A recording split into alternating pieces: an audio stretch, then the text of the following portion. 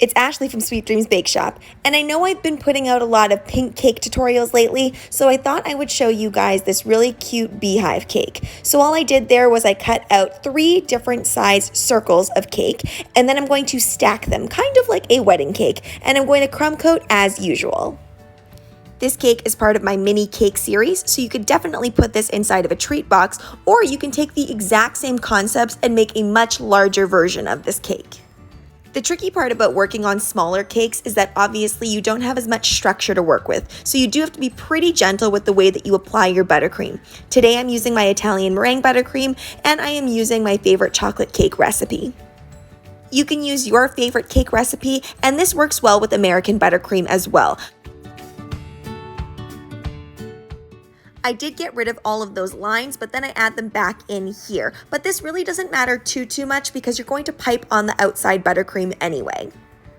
After you crumb coat, you can put this back in the fridge, but since you're piping it on anyway, you really don't have to. Now you're probably wondering what is going on here. I piped it the first time and I didn't really like it, and I'm going to tell you why I didn't like it.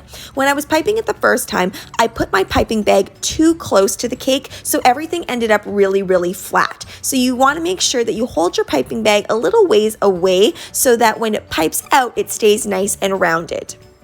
To achieve this look, you can either use a tipless bag or you can use a rounded tip. Now the reason that I only have a coupler on here is because I want to attach a different type of tip later on for a different project. So that's why you'll often see me just use a coupler in place of a rounded tip. I'm going to place on some of these gold edible pearls to mimic the trail of the little bumblebee. And because this is buttercream, you really don't need any extra adhesive whatsoever. After doing this portion, I did place this back in the fridge for about 30 minutes so that I could add on this stencil here. And this stencil is from the Cookie Countess. I absolutely love her stencils. They are on the pricier side for me, but I honestly think they are well worth it because you can't always find all of the stencil types that you would like. And I am airbrushing very lightly onto here. I'm using a gold color in the AmeriColor airbrush line, and it's working really well. I find that the yellow color works as well, but I think that this gives it a little bit more of a realistic flair. Whenever I airbrush onto buttercream, I want to be very gentle with it because I don't want any beading to happen. As you can see, there is a slight bit of beading right there where there's a few droplets. I am going to be covering that up with a bumblebee later on, so if that happens to you, just make sure to cover it up. A little bit of cornstarch, roll out that fondant, and then I'm cutting out a little daisy shape and I'm veining it with this tool. And I've talked about that tool before. I do like it for daisies, but unfortunately it doesn't work that well for other flowers. So if you are thinking about getting some sort of veining tool, maybe opt for one that can accommodate a lot of different types of flowers. You'll also notice that with all of my fondant work today, I just cut it out and then I place it directly on.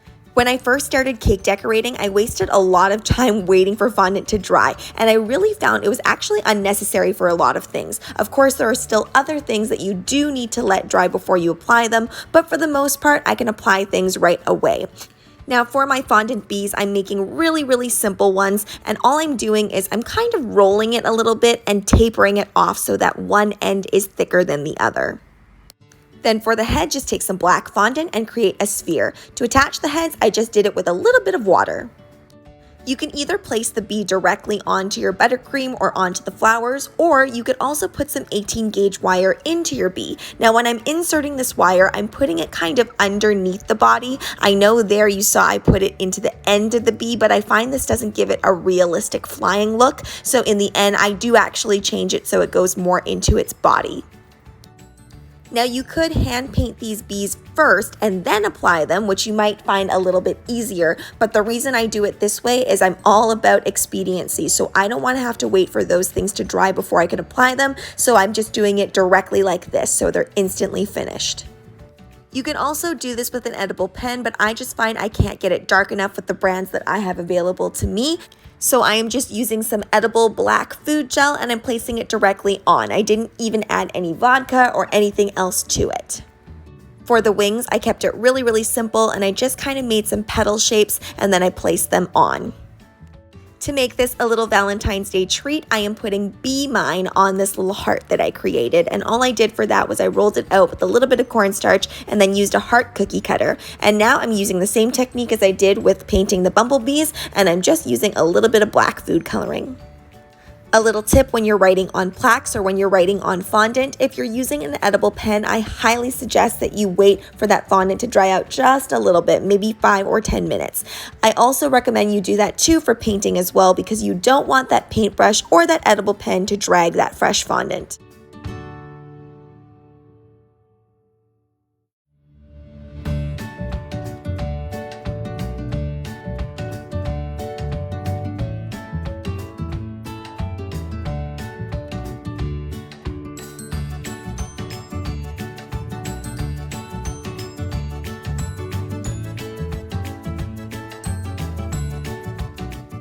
Now let's get into the pricing. So if you've watched any of my other mini cake tutorials, then you know that I'm only offering these as a stock order.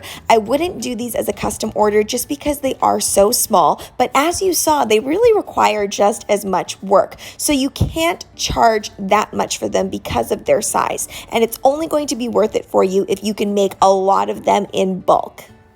Thanks so much for watching, guys. Don't forget to like, share, and subscribe so you can be part of the Sweetie fam. Right now, I'm uploading daily, so make sure you hit that notification bell so you know when I upload. Also, be sure to comment, request, or ask a question. I love hearing from you guys. Bye!